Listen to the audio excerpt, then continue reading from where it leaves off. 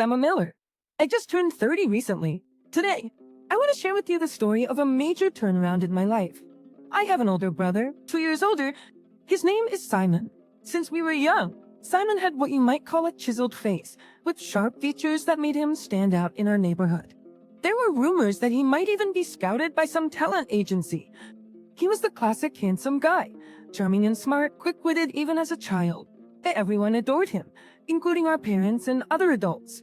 On the other hand, I was the only chubby one in our family since kindergarten. Though my facial features were similar to Simon's, being chubby had its own appeal.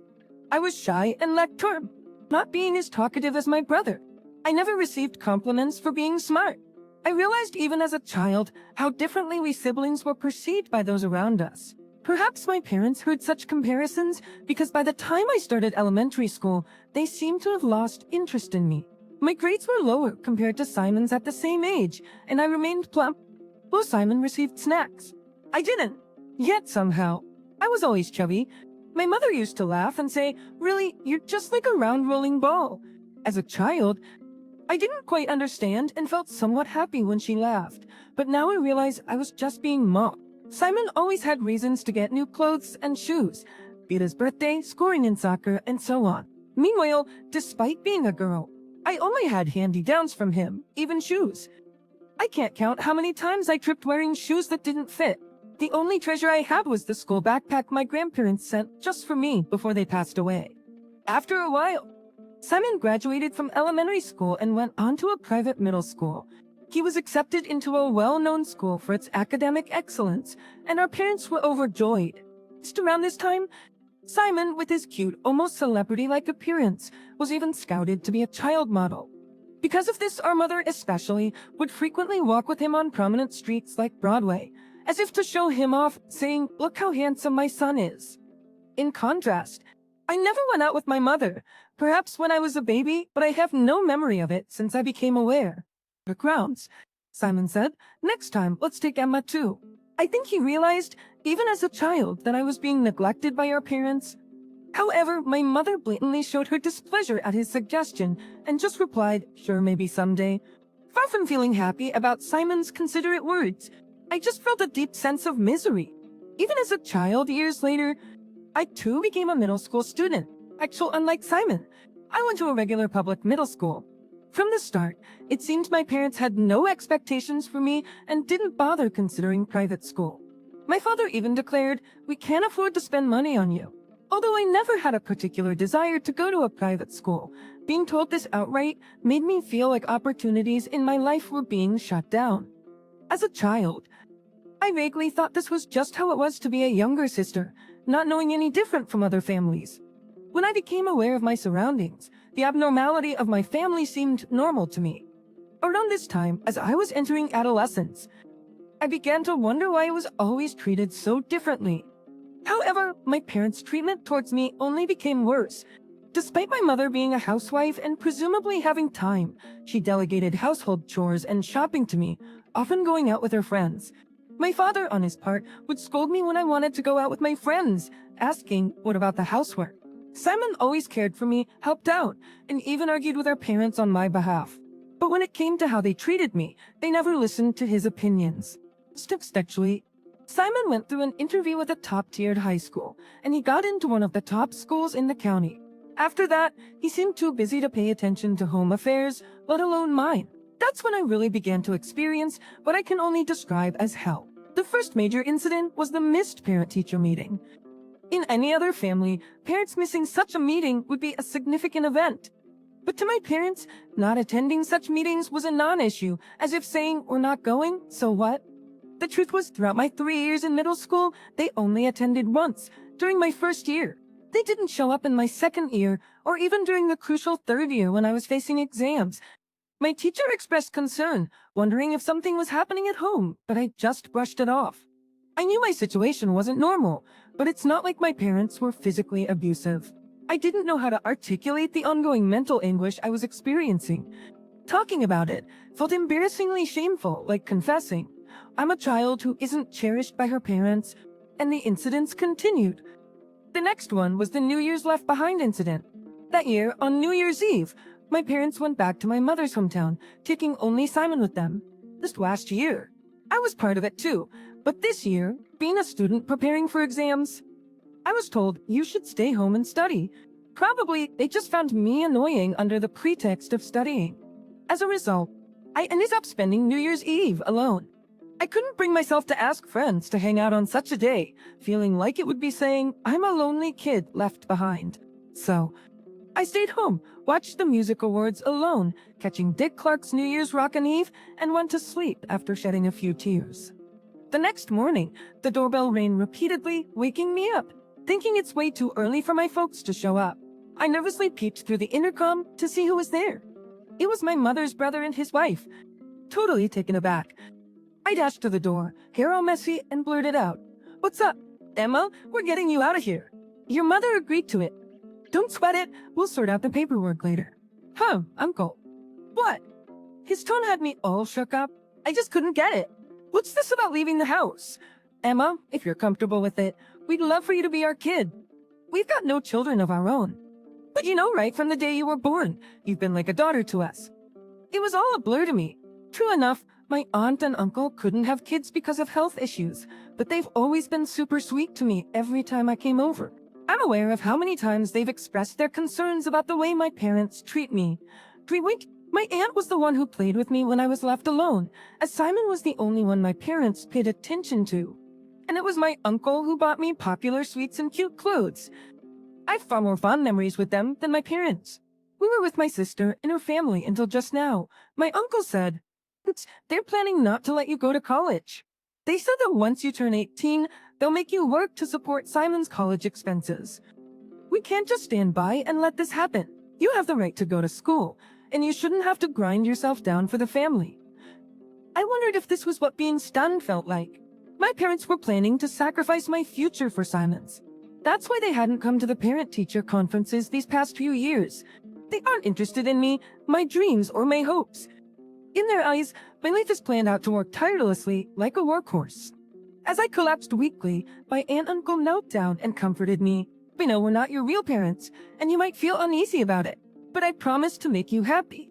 Her tears welled up in my aunt's eyes, and she hugged me as if overwhelmed with emotion. "You have the right to be happy. We should have come to get you sooner. If you're okay with it, we'd like you to become our daughter."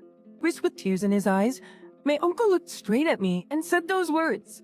I wondered if I'd ever been wanted like this by any adult in my life. Though I was barely over 10 years old, it was clear what choice I should make. I decided to get adopted by my aunt and uncle. 10 years have passed since then. Ever since they took me in, my aunt and uncle showered me with so much love and provided countless fun experiences. My aunt enjoyed picking out clothes for me, often taking me shopping on weekends. My uncle, who'd always wanted to drink wine with his daughter, prepared a bottle from the year I was born for my 21st birthday.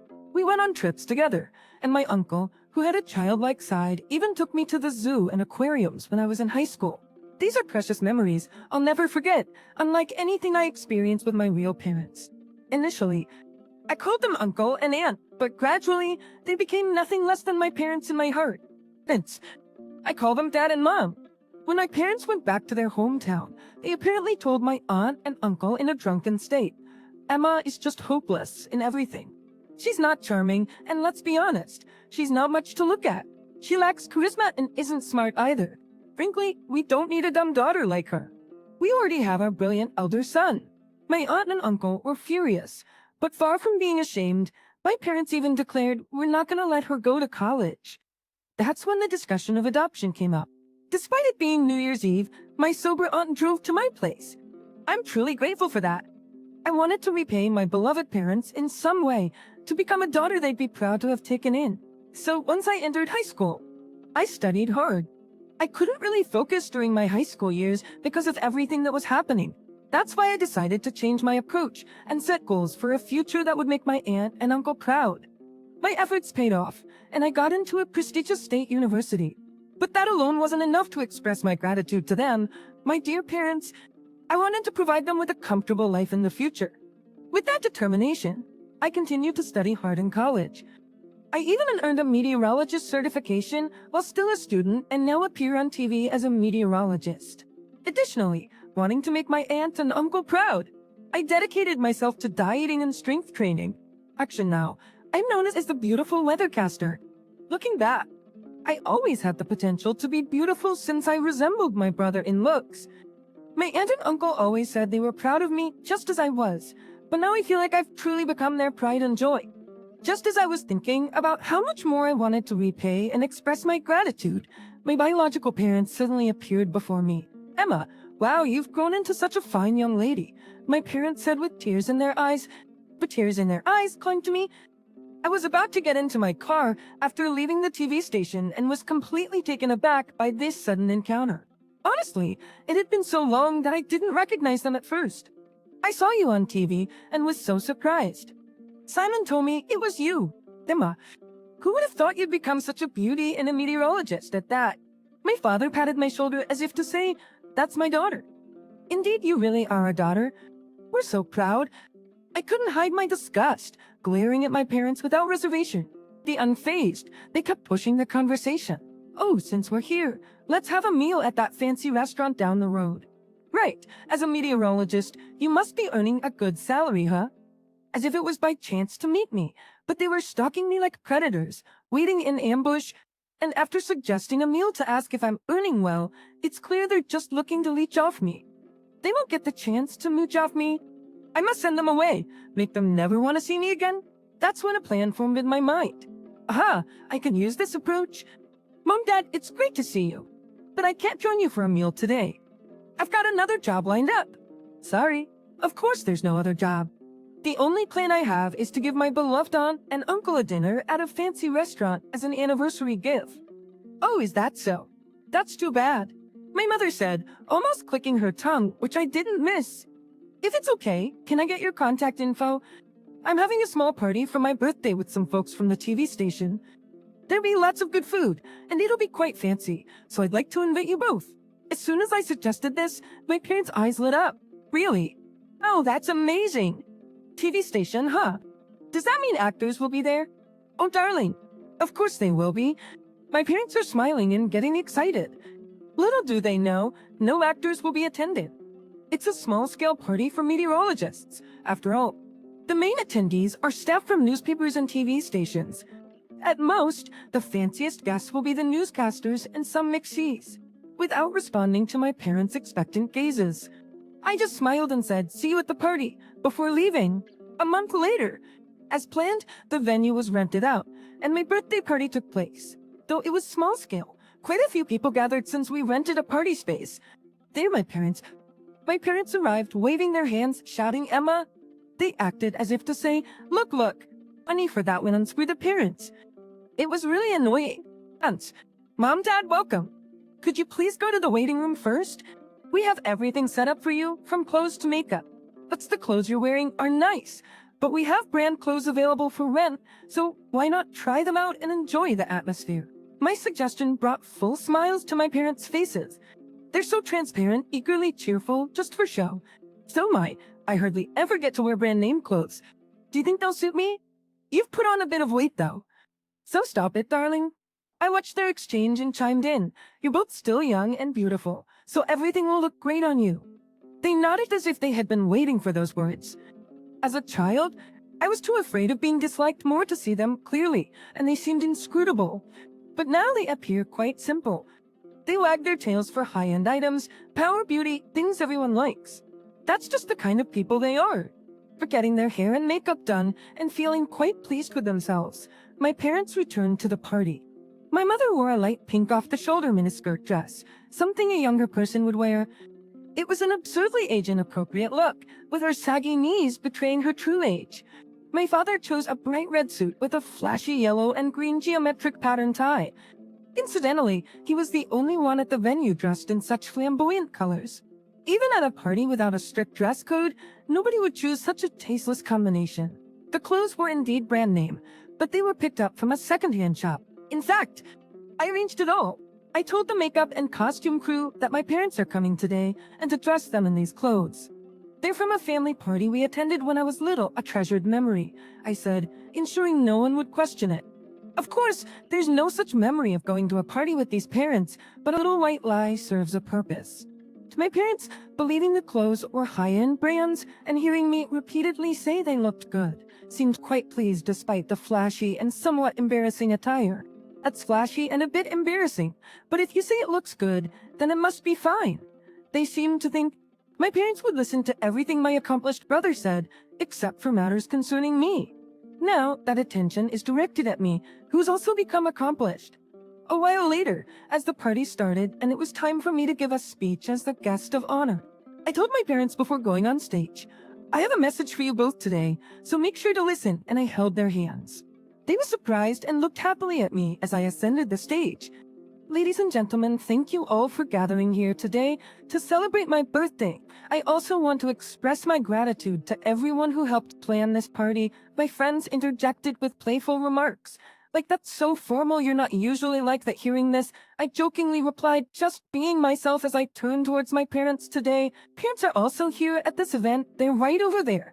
Pointing in their direction, the lighting crew highlighted them. Those are my shameless parents who abandoned me in my teens but ambushed me after seeing me on TV.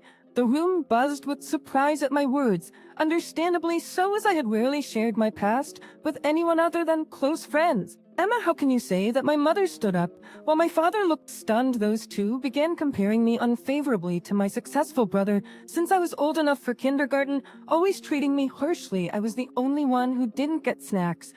I wore my brother's hand-me-downs even in elementary school. Despite how they treated me, I still loved my parents to a child parents, or everything. But in middle school, they continually burdened me with household chores and then declared I wouldn't be allowed to go to college.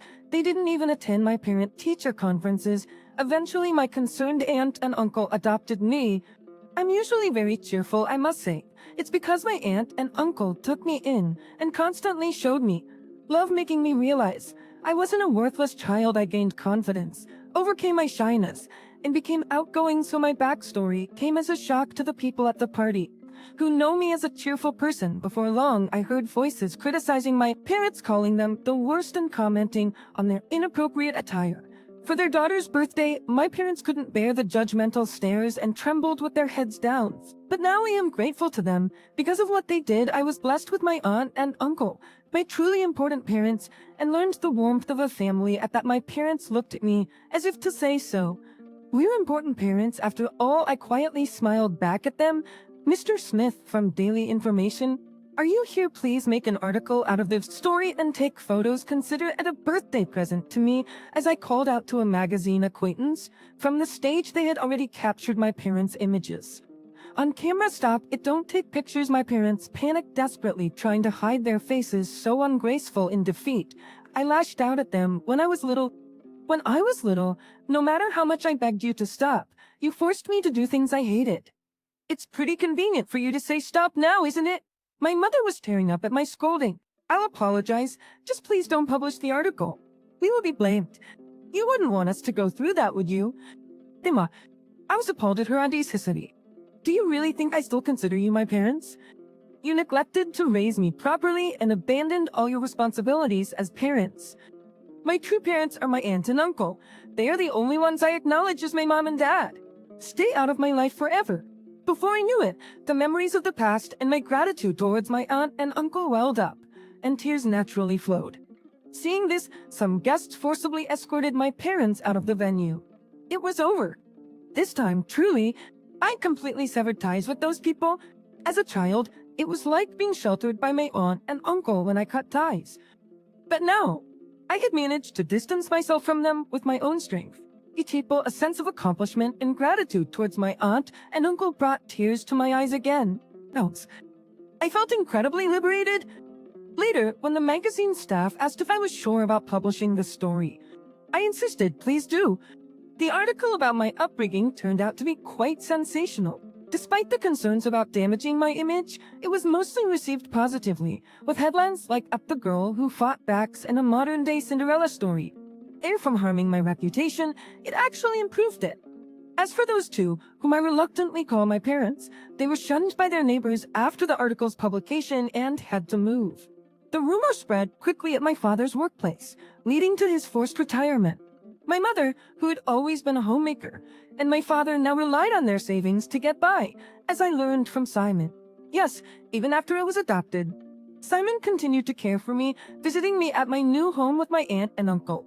At first, Simon said he wanted to live together again, but soon he was happy that he had supported my adoption, saying it's better for Emma to stay in that house. He was the caring brother who even helped me with my studies during college. Following my revelation to the magazine, he decided to have nothing more to do with our biological parents, essentially cutting ties with them. Maybe the next time I'll see them is at a funeral, he joked, but knowing him, he might not even attend that. It's been 5 years since then. I married Mr. Smith from the magazine that helped publish my story. We now have children, twins, a boy and a girl. I want to be a mother who nurtures them equally, allowing them to grow up happily and freely, just as my aunt and uncle showered me. Uncle showered me with unconditional love, and my brother watched over me from a distance. I want my children to grow up kind and caring towards everyone, but there's still more for me to do beyond parenting. Repaying my aunt and uncle's kindness. This year, for their anniversary, my husband, kids, and I took them on a trip to Hawaii. They keep saying, Emma, you have your own family now, you don't need to do this, but repaying them is also a joy for me. It's not an obligation. I do it because I love seeing them happy. It's like a life purpose for me. Don't take away my fun, I say jokingly, already planning the next. Maybe a stay at a luxurious hotel for all of us next time. There's so much I want to do with my family going forward. My name is Emily Falcon. My husband, John, and I are both remarried, but I don't have any children of my own, while he does. Even though they're his kids from a previous marriage, to me, who's childless, they're as dear as my own. Our son, Kyle, now 30, is at the age to bring home a fiancé. I'm thinking of getting married. That's what his girlfriend, Madison, 26, said when she came to formally introduce herself. I wanted to get along with her, being my stepson's partner and all. But my husband and son shattered that hope. Nice to meet you, Madison greeted me. But to that my son said, you don't need to greet someone like her. What? Why would you say that to your mom? She's not my mom. What do you mean? She's just my dad's second wife. They got married when I was little, but I've never thought of her as my mom. What a shock. I married his father when Kyle was little, and ever since, he followed me around, calling me mom, never wanting to leave my side. During his teenage years, he lashed out at me, but I endured it all because I thought of him as my son. It's so creepy how she acts like my mom, even though we're not related. She's not related. Yeah, that's right. We don't share any blood. You've been pretending to be my mom all this time. Do you know how much I hated that? I was stunned. How could I have imagined being told such things during a marriage introduction? Surely my husband would scold him.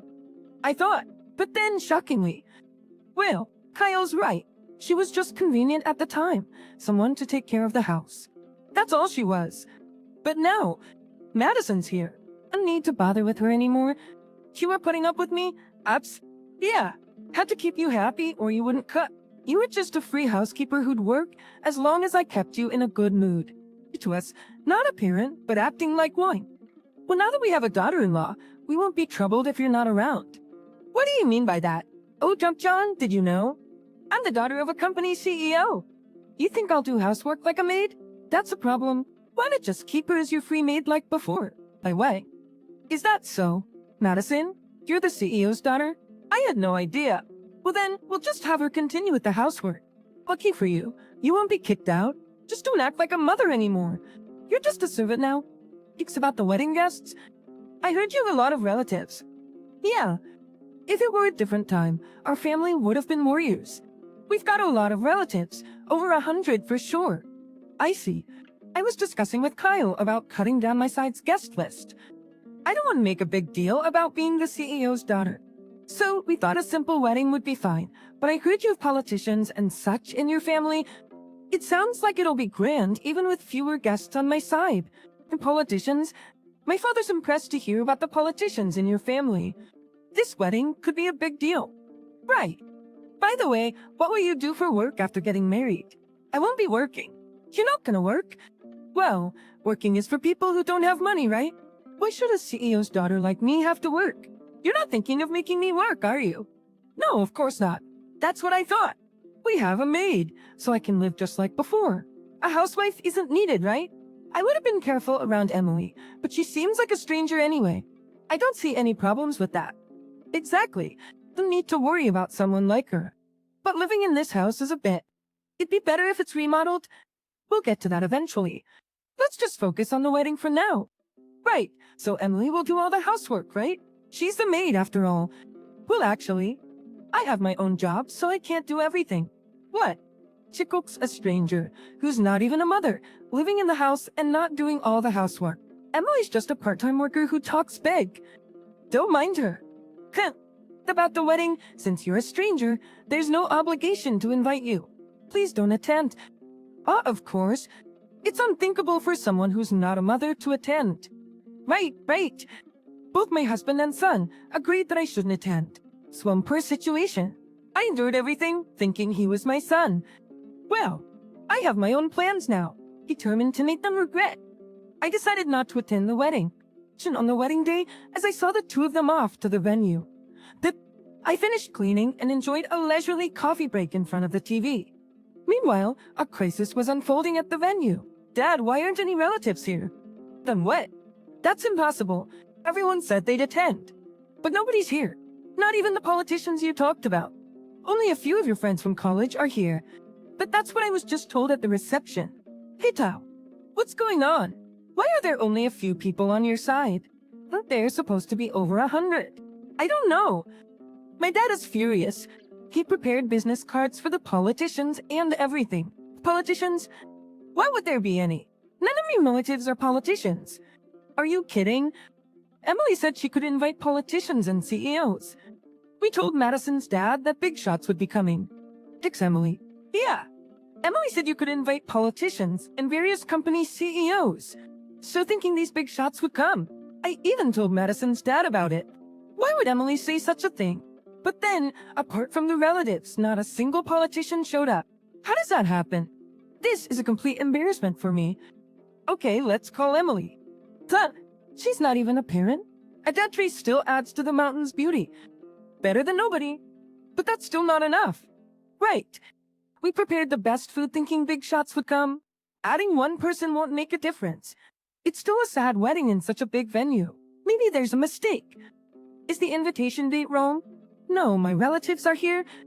Yes, let's secure at least one person. I'll call Emily. So he called me, telling me to come immediately. He ended the call before I could ask why, so I just thought, well, I might as well go, and left for the venue. Well, congratulations on your wedding. I greeted Madison in her wedding dress, quite insurely. Hey, why did you come in such a disgraceful outfit? Well, you said strangers shouldn't attend, so I came in casual clothes. Is there a mistake? We called you, because nobody came and you show up like this. You can't even be seated. I thought a dead tree would add to the mountain's beauty. Useless maid. You cut the call without saying anything. So what did you expect? Just get a dress and attend. I refuse. What? You were the ones who said not to attend. Strangers aren't allowed. This isn't the time for that. No relatives showed up. That's to be expected. I smiled as if it was only natural. Do you know something? Oh, know something? I smiled, seeing their panic. Time to reveal the truth. Most of the 100 guests are my acquaintances. What? Did you think they were your relatives? That's the way you think about it. Your relatives are just a few people, like your sister-in-law and brother-in-law. In contrast, I have quite a few relatives, and nieces and nephews too. Indeed, I told my relatives not to come because they were strangers, as you said. Sounds right. You called me a stranger, despite thinking of you as family. That means all my relatives are strangers to you, so they wouldn't come. But even so, it's strange that my sister and brother didn't come. Not strange at all. If strangers can't attend, then even though your sister and brother are related by blood, their spouses are strangers, right? So, I asked them not to come if strangers weren't allowed. Then, both your sister and brother decided not to attend. I didn't hear anything about that. Of course you didn't. After all, your sister and brother are on my side. Why would they be? They're my siblings. So what if they're your siblings? Have you ever done anything for them? You might have received help, but never offered any right. What are you even saying? When they were in financial trouble, you just yelled, I don't have any money. Just wipe your own butt and turn them away, right? Even though they were in deep trouble. That's just how it should be. You're a low-income earner, so you couldn't have helped them. Maybe that's why you reacted that way. But brushing them off, telling them to borrow from loan sharks, that must have hurt even though they're your siblings. So, I lent them money instead of you. Then they started consulting me directly whenever they had problems, bypassing you completely. That's why they refused to attend this reception. That's ridiculous. What about the politicians and CEOs? Those were my contacts too. I was planning to invite them for my son's sake, but since they're not needed, I declined. After all, they're strangers to you. But what about the people from my son's company? They won't come either, no matter how long you wait. Wait, why? Kyle's company and my work are connected. When they heard I wouldn't attend the reception and wedding, they said they wouldn't attend a ceremony for someone who'd do such a thing. Why would they say that? People talk, you know? It wasn't a secret, so it came out in conversation, starting with it's Kyle's wedding, you know, and then actually. But why would everyone cancel on the day? This has never happened before. Did you plan this? Of course not. I didn't have to ask them. They just think of me on their own. Even so, why wouldn't everyone come? It's strange that even my uncles and aunts didn't show up. They all owe me favors, so it can't be helped. Why would they owe you?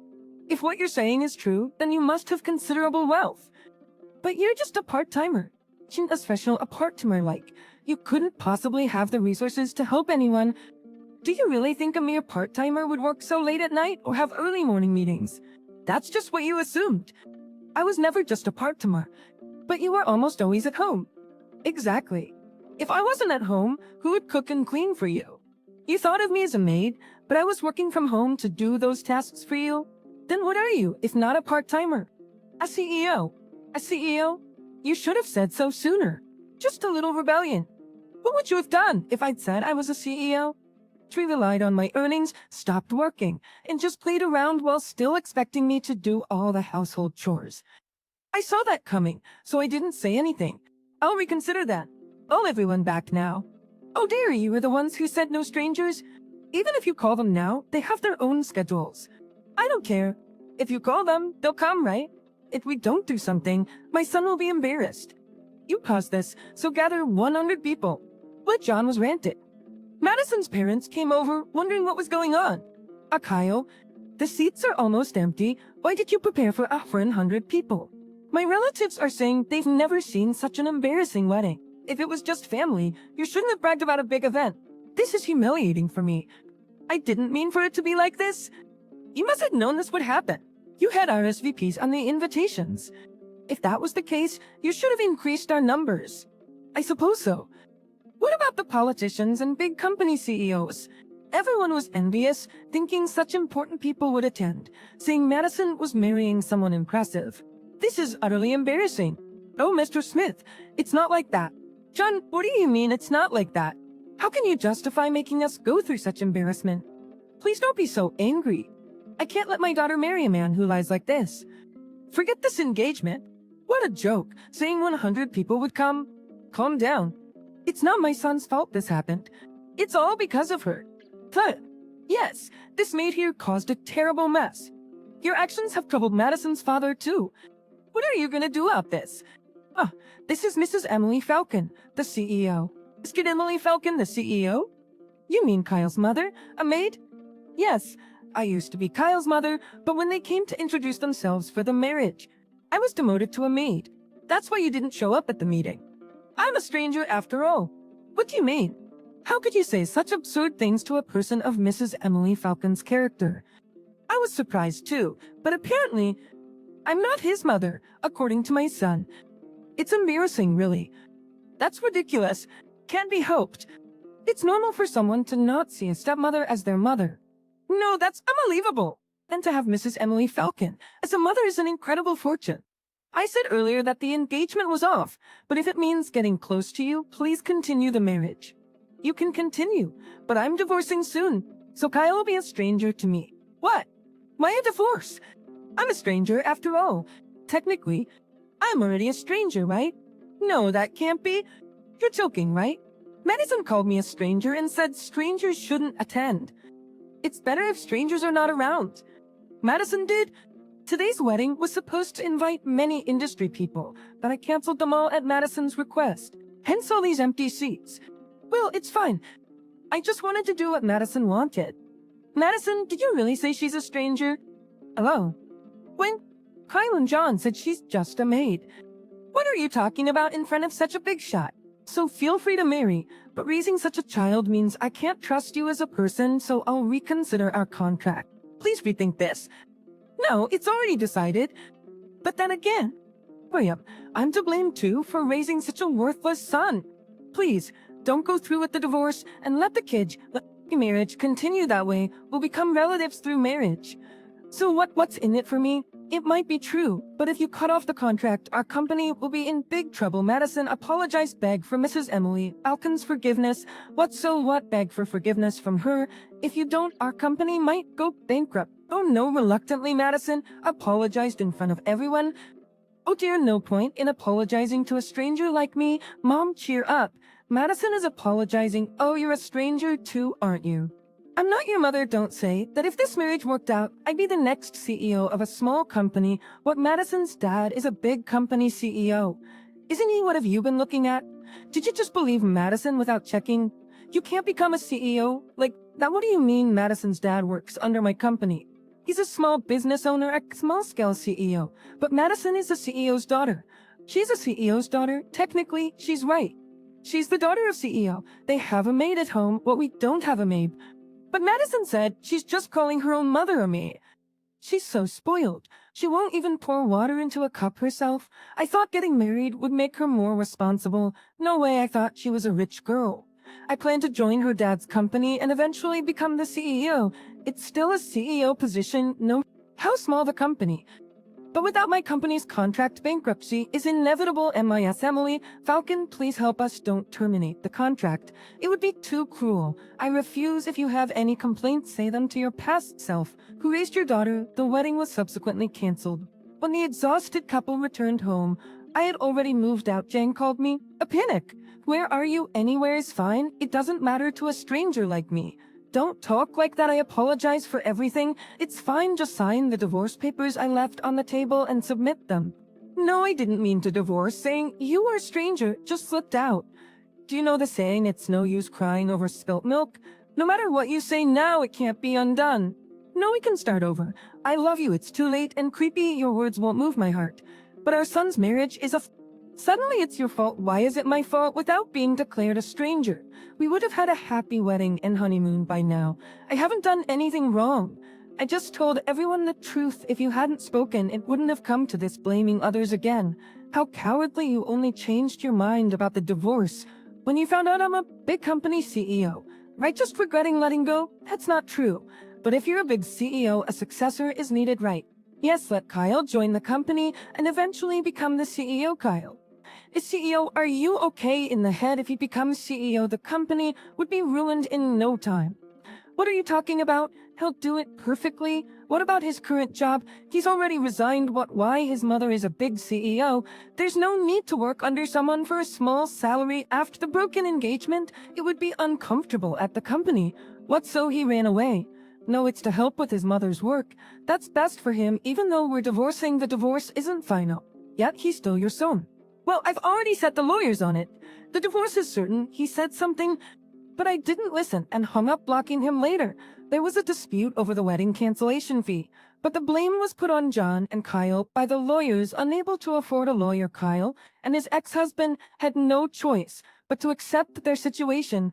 They were faced with hefty cancellation fees and alimony for breaking off an engagement. Having lost his job, Kyle felt defeated and seemingly dumped all responsibilities on his ex. He constantly blamed my ex, saying things like, if I had married her, even with a small business, I could have been the boss if I hadn't quit my job.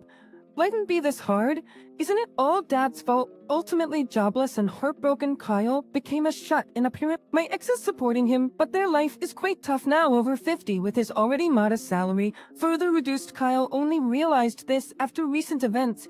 He contacted me via his smartphone, asking how he had managed to live until now, revealing that my income had been supporting us. He begged for help. In the end, I blocked Kyle's number, cutting off all contact. He tried to apply for welfare but couldn't, so he sold his house and used the money for living expenses. However, selling the house meant he had nowhere to live, forcing him to move into a shabby apartment with drafts. At 57, my ex is juggling a day job and a night shift. Meanwhile, I moved to a luxury condo near my office, enjoying a peaceful daily life and a fulfilling business, living happily. Don't you dare joke about this! I am Emily's mother, not you. You are just a caretaker, nothing more. Coming here and making a fool of yourself. Just go back home. My sister said this to me, ignoring the presence of many guests at my niece's wedding, and doused me with water from a pitcher on the table in front of us. The room erupted in whispers, and by the time I regained my composure, it was too late. Beside my sister, who looked like a furious deity, was George, pale-faced. Acted in front of me were my worthless sister and my continuously betraying husband, giving me the perfect opportunity for retribution, dipping the water dripping from my hair. I slowly stood up. Ladies and gentlemen gathered here, I apologize for showing you such an unsightly scene. Excerpt specials. I apologize to everyone who had gathered to celebrate Emily. Then, Emily stood up. I apologize as well. But Aunt Mia is not at fault. I want everyone here to know the truth I'm about to reveal, to be witnesses. It's time to punish the two villains who deceived Aunt Mia and me. Emily's words stirred the crowd into a frenzy. And then, the scum before me would be cast down to hell. My name is Maya, and I'm 40 years old. I work as a creator. I've been married to my husband, George, who's 3 years older, for about 8 years. We don't have children. I have a condition that makes it difficult for me to conceive, and though we considered fertility treatments at the beginning of our marriage, George wasn't keen on it, so we gave up, thinking it's okay not to have children. However, my niece Emily, my sister's only daughter, was a big part of my life. My sister always had poor taste in men, never settling down with anyone, and wasn't the type to create a stable family environment. So, Emily's father is unknown, and my sister didn't even attempt to raise her. This all started when my sister was 20 and I was 17. Mia, you're a student with free time, so from today, you'll take care of this child. My sister, who'd run away from home a long time ago and lost contact, brought little Emily to our father's house where I live.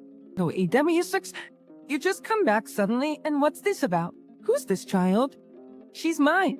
It gets to collapse in judgment. I never intended to have a child. Go out. Who's her father? I don't know. How irresponsible. Stop nagging. Just do as I say. Just do as I said and take care of her. I brought everything she needs, so you're responsible now? Wait, sis. I'm still in high school. I have school during the day. I can't take care of a baby. My mother's gone, and my father's always busy with work, coming home only after I'm asleep. How am I supposed to take care of a baby in these circumstances? Our mother was frail, and she passed away as I graduated from elementary school. Did worked multiple jobs to support us. Left behind, his workplace was far from our home, and he found a part-time job nearby, so he mostly stayed at the company dorm, rarely coming home. However, he always made sure to deposit money for my tuition and living expenses into my account every month. In such situation, I had no choice but to drop out of high school to take care of the baby, without even discussing it with Dad. I quit school. Of course, I had never taken care of a baby before, and without any allowance. I bought the bare minimum books on childcare from a used bookstore with the living expenses, trying desperately to figure it out. Fortunately, Emily never cried at night and wasn't in much trouble, but since I had no income, I had to manage with the money Dad deposited. I should talk to Dad about this, but I'm worried about putting more burden on him. Thinking this, I sought ways to earn money while staying at home. I had learned various things on the computer at school, and Dad had an old laptop he used for work, so I used the internet to find design jobs, my area of expertise. Initially, it was low-paid work with fees at a registered agency, but as I continued, I started receiving direct requests, and by the time I was 20, I was earning a decent amount. When Emily first called me Mama, I was so moved that I cried alone. Time passed, and as Emily was preparing to start elementary school, Natalie reappeared. You've done well until today, sis. You're just gonna take her now. Yeah, I'll take her. What? After all this time? Emily isn't an object, you know. Well, she isn't your child, right? I'm the one who gave birth to her. You're no longer needed. Let's go. Oh, Emily, get ready. No, Mom, who is this lady? What are you talking about? I'm your mother. Should hurry up and get ready. Nice, equal to chain. Sis, stop. Emily's scared. Where are you planning to take her? She's grown up here, gone to daycare and kindergarten here, all her friends are here. Don't just show up out of the blue and ruin her lives. That's why I'm saying I appreciate your efforts till today. And where take her is none of your business. Her is none of your business since you're not related by blood. So just back off quietly. Mom, help me. Let go. My mom is Maya, not you. I don't know you. Ask Emily. Issa, please, don't drag Emily into your reckless life. I will take responsibility and care for her. Don't take her away. Shut up. It's none of your business what I do with my child. Tree up. Emily. Mommy. Natalie forcibly took crying Emily away from me and pushed me aside, taking her away. When I finally managed to get outside, after injuring my leg from being pushed, they were nowhere to be seen. I didn't know where Natalie lived, so I had no way to find them. Disappointed in myself for not being able to protect Emily, I fell into depression for a while. Then more time passed, and when I turned 30, a letter arrived in my mailbox. Guess what? It was from Emily. In the letter, she wrote about how after being separated from me, Natalie took her to her apartment. She'd always thought of me, even after we were apart. Natalie never took care of her, and she was often taken into Child Protective Services. Emily wanted to contact me, but like me, she was helpless as a little girl. After Emily contacted me, we started communicating frequently. It was the spring of her middle school years. That's the background, and having Emily made life worth living, even more than the sadness of not being able to have children with George. Though Natalie prevented us from meeting often, by the time Emily was in high school, we could meet at the diner where she worked part-time. She managed to go to school as middle school was compulsory, but was told to work and pay for high school herself, so she bravely took on a part-time job. I secretly opened a bank account in Emily's name without Natalie knowing and deposited her high school fees and allowance every month. So for Emily, the part-time job was more of a stress relief from Natalie and an excuse to meet me, because according to Emily, Natalie was still irresponsibly playing around with men. Speaking of playing around, I noticed George often didn't come home until late at night. And then around this time, I discovered something shocking. Late at night, George and Natalie worked at the same place. It's a small world indeed, but this was a strange twist. However, an even more significant revelation was about to come my way. A few years later, Emily would tell me a delightful yet unbelievable story. That's right. Congratulations. Emily, I'm so happy for you. Thank you for everything. As each Prin, Emily, now over 20, had found a wonderful partner and was getting married. Finally, Emily was going to have the happiness she deserved. I was jumping for joy inside. But then, there's something I have to tell you. Maya, something important. What's wrong? You don't look like a happy bride. Is there a problem with your partner? Or did Natalie do something again? It's more about the latter. I really struggled with whether to tell you. It involves you two. Does it involve me? Yes, and me. But you don't have to worry about me. Just tell me straight. It's about George. George, my father. George is my father. What? I was speechless for a long time after hearing Emily's words.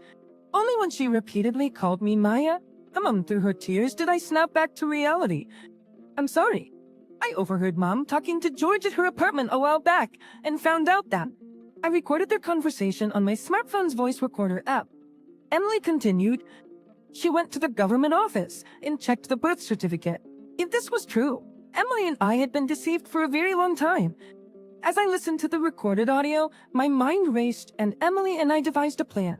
A plan to firmly punish the two who had deceived and mocked us for years. Don't joke with me. I'm Emily's mother. You're nothing, just get out.